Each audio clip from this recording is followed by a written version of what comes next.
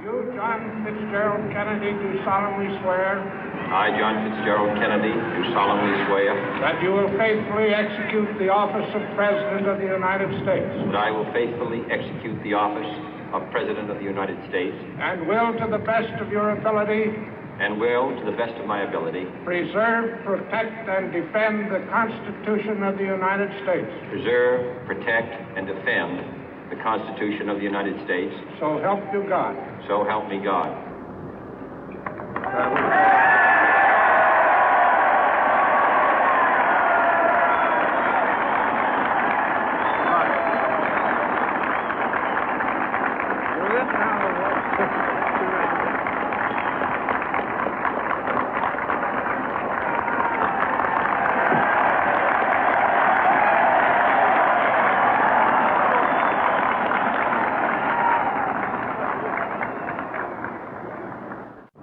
Vice President Johnson, Mr. Speaker, Mr. Chief Justice, President Eisenhower, Vice President Nixon, President Truman, Reverend clergy, fellow citizens.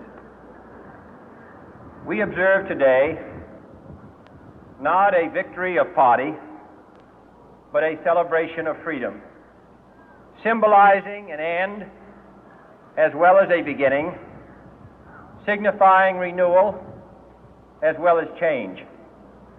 For I have sworn before you and Almighty God the same solemn oath our forebears prescribed nearly a century and 3/4 ago. The world is very different now, for man holds in his mortal hands the power to abolish all forms of human poverty and all forms of human life.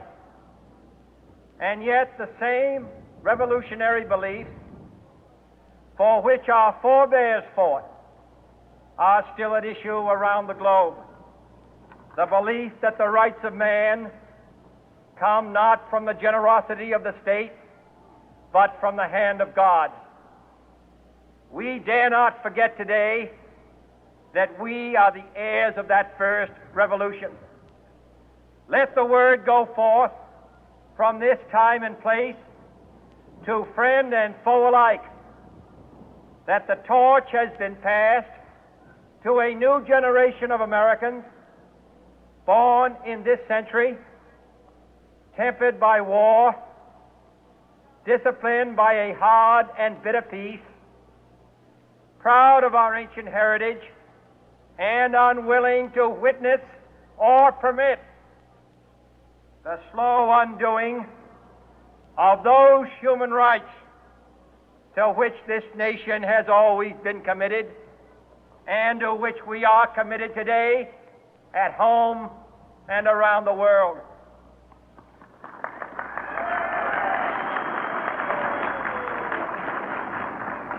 Let every nation know, whether it wishes us well or ill, that we shall pay any price, bear any burden, meet any hardship, support any friend, oppose any foe to assure the survival and the success of liberty.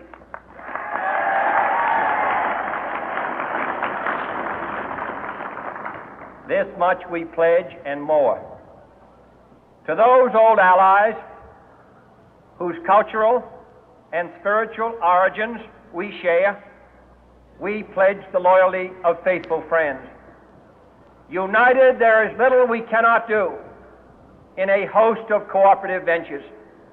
Divided, there is little we can do, for we dare not meet a powerful challenge at odds and split asunder. To those new states whom we welcome to the ranks of the free, we pledge our word that one form of colonial control shall not have passed away, merely to be replaced by a far more iron tyranny. We shall not always expect to find them supporting our view, but we shall always hope to find them strongly supporting their own freedom, and to remember that in the past, those who foolishly sought power by riding the back of the tiger ended up inside.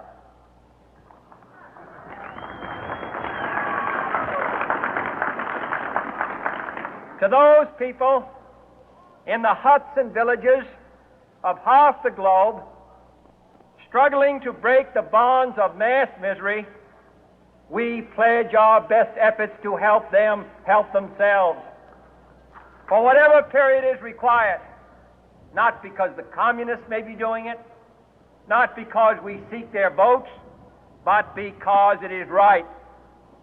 If a free society cannot help the many who are poor, it cannot save the few who are rich.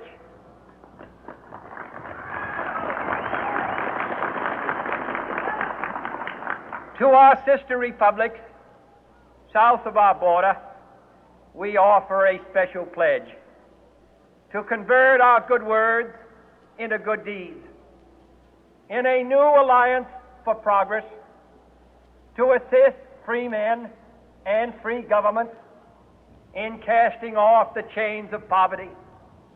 But this peaceful revolution of hope cannot become the prey of hostile powers. Let all our neighbors know that we shall join with them to oppose aggression or subversion anywhere in the Americas. And let every other power know that this hemisphere intends to remain the master of its own house.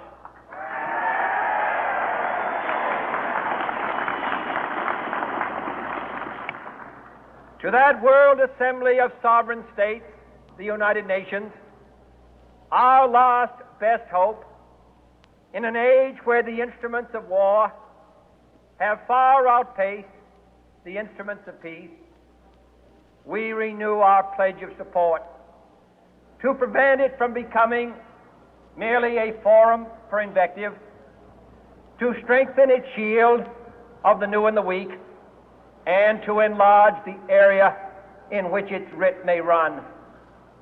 Finally, to those nations who would make themselves our adversary, we offer not a pledge, but a request that both sides begin anew the quest for peace.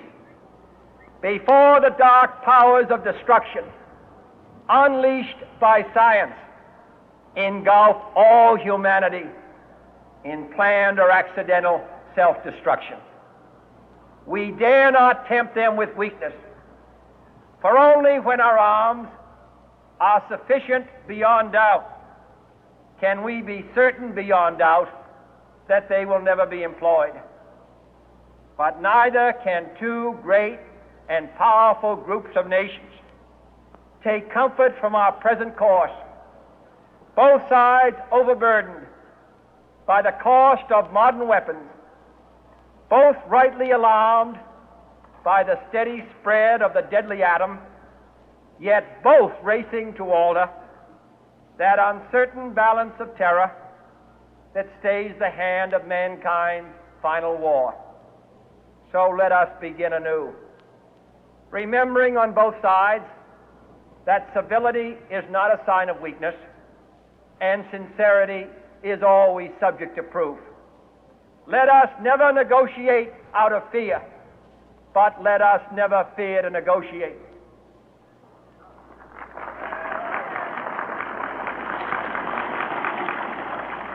Let both sides explore what problems unite us, instead of belaboring those problems which divide us. Let both sides, for the first time, formulate serious and precise proposals for the inspection and control of arms, and bring the absolute power to destroy other nations under the absolute control of all nations.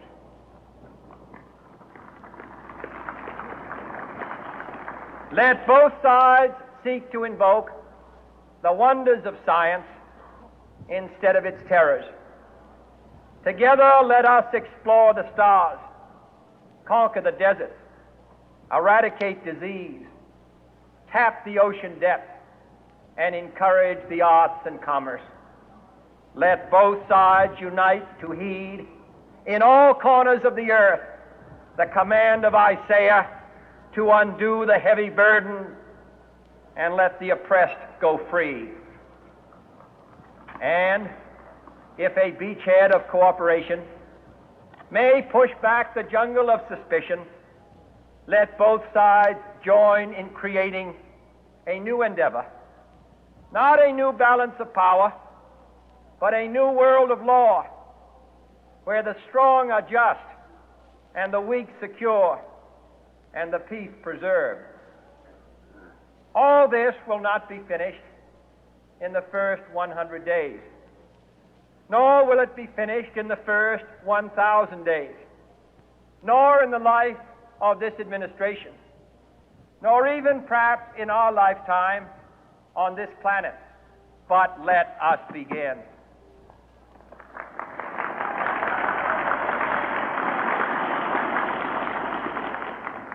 In your hands, my fellow citizens, more than mine, will rest the final success or failure of our course. Since this country was founded, each generation of Americans has been summoned to give testimony to its national loyalty. The graves of young Americans who answered the call to service surround the globe. Now the trumpet summons us again, not as a call to bear arms, though arms we need, not as a call to battle, though in battle we are, but a call to bear the burden of a long twilight struggle, year in and year out, rejoicing in hope, patient in tribulation, a struggle against the common enemies of man, tyranny, poverty, disease, and war itself. Can we forge against these enemies a grand and global alliance, north and south, east and west, that can assure a more fruitful life for all mankind? Will you join in that historic effort?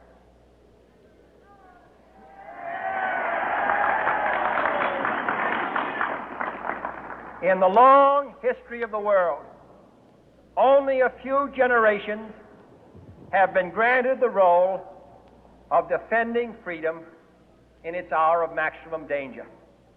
I do not shrink from this responsibility. I welcome it.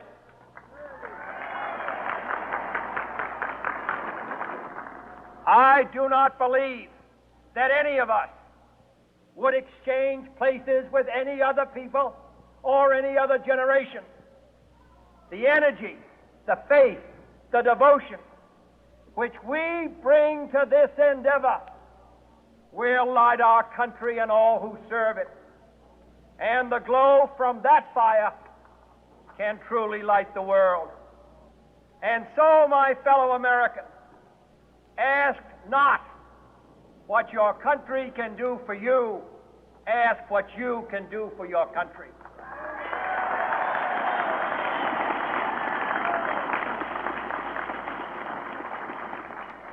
My fellow citizens of the world, ask not what America will do for you, but what together we can do for the freedom of man.